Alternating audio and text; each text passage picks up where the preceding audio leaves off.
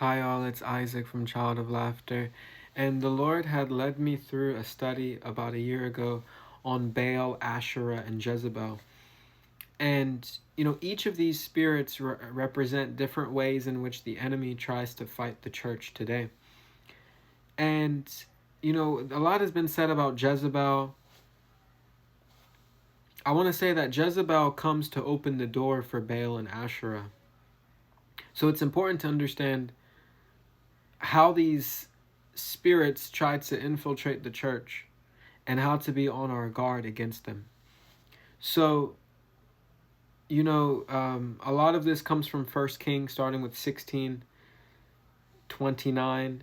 It says that Ahab married Jezebel, and when he married Jezebel, later he set up an altar for Baal, and then he set up an Asherah pole.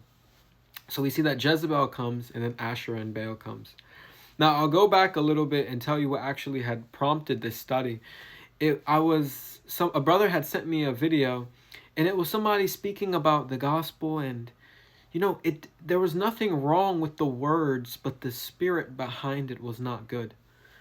And the Lord was telling me, there's something there. Do a little bit of research. So as I was reading in the Bible, He started quickening to me Asherah. And I guess that's where we'll start this series, Asherah. Now, I was allowed to do a little bit of study into Asherah, also known as Ishtar, also known as the Queen of Heaven in the Old Testament. And, the deceit of Asherah is that she comes with a message of intimacy. And why do I say that? The children of Israel would worship Asherah sometimes alongside the true and living God. And in their minds, at times when they were under that deception, they thought that it was totally fine.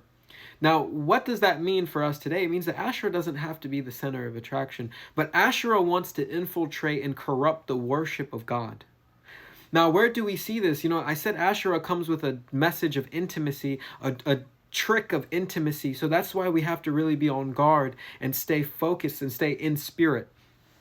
Where do we see this? Remember in Acts 16, there was a lady who was prophesying, and she said, "These are servants of the living God." Do you remember that?